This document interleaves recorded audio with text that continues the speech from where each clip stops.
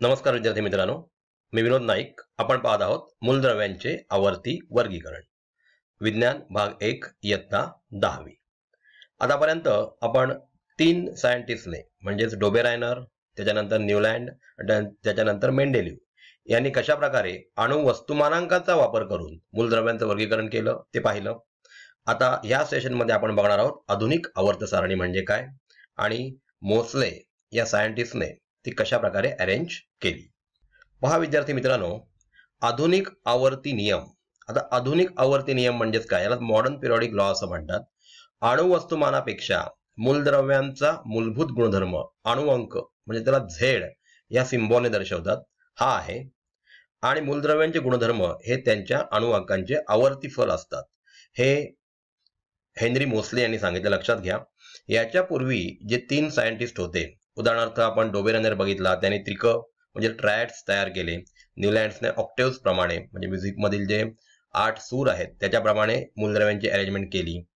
त्याच्यानंतर मेंडेलिव्ह यांना सुद्धा आपण बघितलं, त्यांनी त्यावेळेला ज्ञात असलेल्या 63 मूलद्रव्यांना ग्रुप आणि पिरियड्स मध्ये अरेंज केले. ह्या तिन्ही सायंटिस्टनी काय केलं होतं तर अणुवस्तुमानांकाचा वापर केला होता. परंतु शेवटला जे आले म्हणजेच ह्या आधुनिक आवर्त सारणीपूर्वी जे आले त्यांचं नाव होतं मेंडेलिव्ह. यांनी अणुवस्तुमानांकानुसार अरेंजमेंट केली, परंतु त्यांनी केमिकल प्रॉपर्टीजचा सुद्धा स्टडी केला. आता आपल्याला माहित आहे केमिकल प्रॉपर्टीज म्हणजेच इलेक्ट्रॉन्सची देवाणघेवाण, donating and accepting of electrons और शेअरिंग ऑफ इलेक्ट्रॉन्स. आता इलेक्ट्रॉनचा नंबर कोणावर अवलंबून असतो तर प्रोटॉनच्या नंबरवर. प्रोटॉनचा नंबर म्हणजेच काय तर अणुअंक म्हणजेच ॲटॉमिक नंबर. म्हणजेच मेंडेलिव्ह अप्रत्यक्षपणे अणुअंकाच्या जवळपास पोहोचले होते. त्याच्यानंतर त्यांची थेरी काही कारणास्तव फेल झाली. आपल्याला माहित आहे हायड्रोजनची पोझिशन नक्की कुठे आहे हे त्यांना व्यवस्थित सांगता आलं नाही. याचं कारण हायड्रोजन Cl2 Br2 म्हणजे क्लोरीन, ब्रोमीन, आयोडीन प्रमाणेच H2 तयार करतो. मग हा हॅलोजन मधला आहे की काय, किंवा अल्कली मेटल जर आपण विचार केला तर क्लोरीन बरोबर जसा NaCl हा कंपाऊंड तयार होतो तसंच HCl कंपाऊंड तयार होतो, किंवा KCl तसंच HCl तयार होतो. म्हणजे हा अल्कली मेटल आहे की हॅलोजन आहे याच्याबद्दल संदिग्धता होती. त्याचप्रमाणे कोबाल्ट आणि निकेल यांच्या अरेंजमेंटमध्ये सुद्धा संदिग्धता होती की ह्यांचे ॲटॉमिक मास नंबर जवळजवळ सेम असल्यामुळे पूर्णांकातील संख्या त्यांची अरेंजमेंट कुठे करायची आहे हे त्यांना कळत नव्हतं. तर अशा काही त्रुटी त्यांच्या आवर्ती सारणीमध्ये राहिल्या होत्या. त्या आवर्त सारणीमधील त्रुटी योग्य करण्याचं काम म्हणजे व्यवस्थित करण्याचं काम हेनरी मोसले यांनी केलं. तर त्यांनी कशा प्रकारे आवर्त सारणीची अरेंजमेंट केली हे आपण आता इथे पुढील स्लाइडमध्ये बघणार आहोत.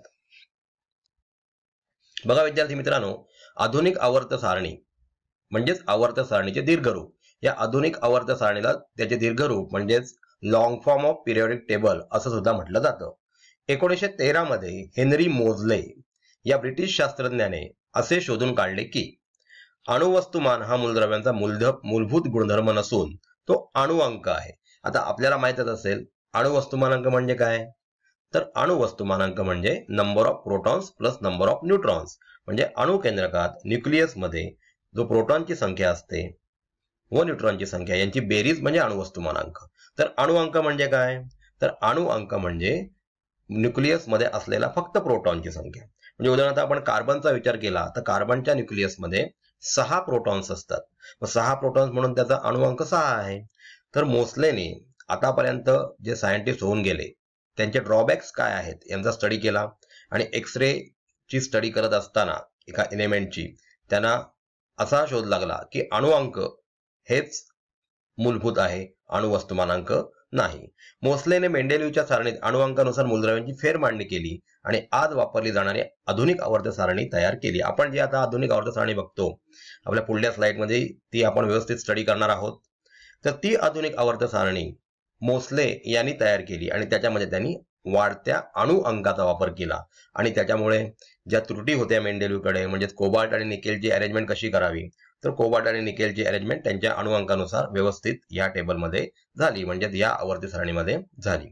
आपण आता पुढे बघूया की आवर्त सारणी नक्की कशी झालेली आहे, कशा प्रकारे त्यांची मूलद्रव्ये अरेंज केलेली आहेत. आधुनिक आवर्त सारणीची रचना बघा. आधुनिक आवर्त सारणीमध्ये 7 आडव्या ओळी आहेत. त्या 7 हॉरिझॉन्टल लाईन्स आडव्या ओळींना पिरियड असं म्हटलं जातं आणि त्यांना 1 ते 7 नंबर दिले गेलेले आहेत. तसेच 18 उभे स्तंभ आहेत. स्तंभ म्हणजेच ग्रुप, ज्याला मराठीमध्ये गण म्हणतात. ते 1 ते 18 गण आहेत. संपूर्ण आवर्त सारणी एस खंड, पी खंड, डी खंड व एफ खंड अशा 4 खंडांमध्ये विभागली गेलेली आहे. आता बघा, आपण पुढल्या स्लाइडमध्ये तो पिक्चर बघणार आहोत आणि तेव्हा मी तुम्हाला त्याच्याबद्दल जास्त एक्सप्लेनेशन देऊ शकतो. बघा, तुमच्या समोर स्क्रीनवर आधुनिक आवर्त सारणी दिसते. लेफ्ट हँड साइडला जो ब्लूइश कलरमध्ये जो भाग दाखवलाय तो एस खंड आहे. याच्यामध्ये सर्व मेटल आहेत. आणि राईट हँड साइडला पी खंड जो दिसतोय त्याच्यामध्ये जे इलेमेंट दिसतात ते इलेमेंट्स झिगझॅग लाईननी सुद्धा सेपरेट केले. उदाहरणार्थ सिलिकॉन किंवा जर्मेनियम, एस, टेल्युरियम हे जे आहेत ते झिगझॅग लाईनने सेपरेट केलेले आहेत. त्यांना मेटलॉइड्स म्हटलं जातं. म्हणजेच मेटलॉइड्स धातूंचे आणि अधातूंचे दोघांचे गुण दाखवतात. त्याच्या वरच्या बाजूला म्हणजे झिगझॅग लाईनच्या वरच्या बाजूला जी काही मूलद्रव्ये आहेत ती सर्व अधातू आहेत आणि खालच्या बाजूला जी मूलद्रव्ये आहेत ती आहेत धातू. तर मधल्या भागामध्ये बघा, पिंक कलर मध्ये आपल्याला दिसतोय डी खंड. आता डी खंड मध्ये आपण फेरस बघतो, मँगनीज बघतो, कोबाल्ट, निकेल. आता ही इलेमेंट अशा प्रकारे काय अरेंज केली गेली? लेफ्ट हँड साइडला पूर्ण मेटल, राईट हँड साइडला metal, metalloids and non metals अशी रचना केली गेली. आणि ह्याच आवर्त सारणीमध्ये शेवटला बघा तुम्हाला शून्य गण दिसतोय, म्हणजे झिरो ग्रुप. याच्यामध्ये सगळे निष्क्रिय वायू आहेत. उदाहरणार्थ helium, neon, argon, krypton, xenon, radon. आणि ही जी सर्व मूलद्रव्ये आहेत त्यांच्या आउटरमोस्ट शेल पूर्णपणे फिल झालेले असतात. म्हणजे आपण हेलियमचा विचार केला तर हेलियममध्ये फक्त 2 प्रोटॉन आहेत. म्हणजे ह्याच्या बाह्यतम कक्षेमध्ये 2 इलेक्ट्रॉन असणार आणि 2 इलेक्ट्रॉन असल्यामुळे हा कोणत्याही रिएक्शन मध्ये भाग घेत नाही, इलेक्ट्रॉन देत नाही किंवा इलेक्ट्रॉन घेत नाही. म्हणजे हे निष्क्रिय झाले. त्याच्यानंतर निऑनचा ॲटॉमिक नंबर 10 आहे. म्हणजे त्याचं इलेक्ट्रॉनिक स्वरूपण म्हणजे इलेक्ट्रॉनिक कॉन्फिग्युरेशन 2 आणि 8. ऑर्गॉन 2, 8 आणि 8. क्रिप्टॉन सुद्धा बघा 2, 8, 18 आणि 8. अशा प्रकारे ह्या सर्व मूलद्रव्यांच्या बाह्यतम कक्षेमध्ये 8 इलेक्ट्रॉन्स आहेत. ते इलेक्ट्रॉन देत नाहीत किंवा इलेक्ट्रॉन घेत नाहीत, कोणाबरोबर ही केमिकल रिएक्शन करत नाहीत. म्हणून हे निष्क्रिय वायू आहेत, म्हणजेच नोबल गॅसेस आहेत. म्हणून त्यांना 18वा गण, ज्याला शून्य गण म्हटलं जातं. आता त्याच्यानंतर मध्ये पिंक कलर मध्ये दिसतोय बघा, त्याच्यामध्ये 3B, 4B, 5B, 6B, 7B, 8, 1B, 2B अशा प्रकारे त्यांची रचना केलेली आहे. याला ऑक्सिडेशन स्टेट्स कारणीभूत असतात. ही जी इलेमेंट्स आहेत ती संक्रामक मूलद्रव्ये आहेत. आता ऑक्सिडेशन स्टेट म्हणजे काय आपल्याला आता स्टडी करायचा नाही, तो आपल्याला पुढच्या इयत्तांमध्ये स्टडी करायचा आहे. तर याच्यामध्ये असलेले इलेमेंट संक्रामक मूलद्रव्य का बरे म्हणतात? तर ह्यांच्या बाहेरच्या 1-2 कक्षा ज्या असतात त्या एम्प्टी असतात आणि इलेक्ट्रॉन एनर्जी घेऊन या एम्प्टी कक्षांमध्ये जंप घेतात आणि म्हणून यांना संक्रामक मूलद्रव्य म्हणतात. त्याच्यानंतर बघा विद्यार्थी मित्रांनो, 6 आणि 7 नंबरचं जे आवर्तन आहे, पिरियड आहे, त्याच्यामध्ये प्लस साइन आणि स्टार दिलेला आहे. तो प्लस साइन खाली सेपरेट करून लॅन्थेनाइड श्रेणी, ज्याला एफ खंडातले इलेमेंट म्हणतात, आणि ॲक्टिनाइड श्रेणी. तिथे पर्टिक्युलर त्या ठिकाणी असलेल्या मूलद्रव्यांचे गुणधर्म सर्वांचे सारखेच होते आणि म्हणून मूलद्रव्यांच्या आवर्त सारणीमध्ये त्याला एक्सटेन्शन देऊन त्याच्या बेसला म्हणजे पायाजवळ त्यांची रचना केलेली आहे. या मूलद्रव्यांचे गुणधर्म LA आणि LU 57 ॲटॉमिक नंबर ते 71 यांची गुणधर्म सारखेच असतात. म्हणून ते एकाच ठिकाणी ठेवता आले नाहीत, म्हणून त्यांना सेपरेट करून दिलं. तसं आपण बघा एखाद्या इंटरनेटवर कोणताही कंटेंट बघत असताना त्याच्यामध्ये ब्लूइश किंवा रेडिश कलरचा एखादा वर्ड असेल, त्याला क्लिक केलं की आपण आतमध्ये जातो आणि त्या शब्दाविषयी पर्टिक्युलर टॉपिक विषयी आपल्याला माहिती मिळते. त्याप्रमाणे इथे प्लस साइन किंवा स्टार दिलेला आहे. आता बघा मूलद्रव्यांच्या आवर्त सारणीची रचना कशी आहे. पहिलं जे तुम्हाला आवर्तन दिसतंय त्याच्यामध्ये हायड्रोजन आणि हेलियम ही 2च मूलद्रव्ये दिसतात. जर दुसऱ्या आणि तिसऱ्या आवर्तनामध्ये आपल्याला 8-8 मूलद्रव्ये दिसतात. त्यानंतर चौथ्या आणि 5व्या मध्ये आपल्याला 18-18 मूलद्रव्ये दिसत आहेत आणि 6व्या आणि 7व्या ह्याच्यामध्ये 18 आणि खाली बेसला असलेली 14 अशी मिळून 32 मूलद्रव्ये दिसतात. तर मूलद्रव्याच्या आवर्त सारणीमध्ये अशा प्रकारे ह्या मूलद्रव्यांची रचना केली गेली आणि इथे अणुअंकाचा वापर केला हेनरी मोझले यांनी आणि म्हणून त्यांची रचना व्यवस्थित झाली. म्हणजे आज ज्ञात असलेली 118 मूलद्रव्ये आपल्याला इथे अरेंज केलेली दिसत आहेत. आडव्या ज्या रोज आहेत पिरियड्स आणि उभे गण आहेत त्यांच्यामध्ये जे रकाने आहेत त्यांच्यामध्ये इलेमेंट बसलेली आहेत.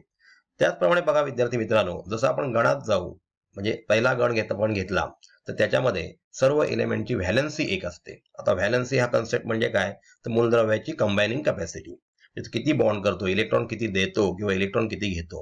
व्हॅलन्सी 1 पासून 4 पर्यंत वाढत जाते आणि 4 पासून 1 पर्यंत कमी होत जाते. 4च्या पलीकडे व्हॅलन्सी नसते. आता बघा दुसरा जो ग्रुप आहे बेरिलियम, 2-2 त्याचं इलेक्ट्रॉनिक कॉन्फिगरेशन म्हणजे बाह्यतम कक्षेत 2 इलेक्ट्रॉन्स म्हणजे याचा ॲटॉमिक नंबर 2 आहे. नंतर मॅग्नेशियमचा सुद्धा 2-8-2 कारण त्याचा ॲटॉमिक नंबर 12 आहे. म्हणजेच याच्या बाह्यतम कक्षेत 2 इलेक्ट्रॉन असल्यामुळे तो 2 इलेक्ट्रॉन देऊ शकतो. म्हणजे ग्रुपमध्ये जे इलेमेंट्स असतात त्या सगळ्यांची व्हॅलन्सी एकच असते. आणि आपण जर आवर्तनांचा विचार केला तर जसं जसं आपण लेफ्ट टू राईट जाऊ तसं तसं याच्यामध्ये एक एक शेल वाढत जाते. तर याच्याबद्दल आपण माहिती पुढल्या सेशनमध्ये बघणार आहोत. तर विद्यार्थी मित्रांनो, आपण ह्या सेशनमध्ये काय काय शिकलो बघा. याच्यामध्ये महत्वाचा सायंटिस्ट म्हणजे हेनरी मोसले. याच्यापूर्वी सुद्धा जे मेंडेलीव आले त्यांनी सुद्धा फिजिकल आणि केमिकल प्रॉपर्टीज, आता मी केमिकल प्रॉपर्टीज या शब्दावर जोर देतोय कारण केमिकल प्रॉपर्टीज म्हणजेच इलेक्ट्रॉन्सची देवाणघेवाण, जिथे बॉन्डिंग तयार होतं. आणि म्हणजेच मेंडेलीवने अप्रत्यक्षपणे अणुअंकाचा विचार केला होता परंतु रचना करताना अणुवस्तुमानांक वापरला होता. आणि हेनरी मोसले यांनी त्याच त्रुटी बाजूला काढण्यासाठी याच्यामध्ये अणुअंकाचा वापर केला आणि SPDF खंडांप्रमाणे 118 मूलद्रव्ये त्यांनी अरेंज केली. आता आपल्याला माहितच असेल की युरेनियम 92 इथपर्यंत जी मूलद्रव्ये आहेत ती निसर्गामध्ये आढळतात आणि 92च्या पुढे असलेली 118 पर्यंतची मूलद्रव्ये आपण प्रयोगशाळेत बनवलेली आहेत म्हणजेच ती मॅनमेड आहेत. आता या पुढील सेशनमध्ये कशा प्रकारे मेटॅलिक कॅरेक्टर्स वाढत जातात किंवा कमी होत जातात आवर्त सारणीमध्ये कुठून कुठे गेल्यानंतर, किंवा न्यूक्लियसवर कशा प्रकारे बाह्यतम इलेक्ट्रॉनचा प्रभाव असतो तो बघणार आहोत. तत्पूर्वी विद्यार्थी मित्रांनो, आपण AAS विद्यालय या विद्यालयामार्फत घर बसल्या ऑनलाईन 6वी ते 10वी पर्यंतच्या सगळ्या विषयांचा अभ्यास करू शकता. त्यामुळे हे ॲप आपण आजच रजिस्टर करा आणि तज्ञ शिक्षकांचा सल्ला मार्गदर्शन घेऊन आपले पुढील भवितव्य उज्ज्वल करा. धन्यवाद.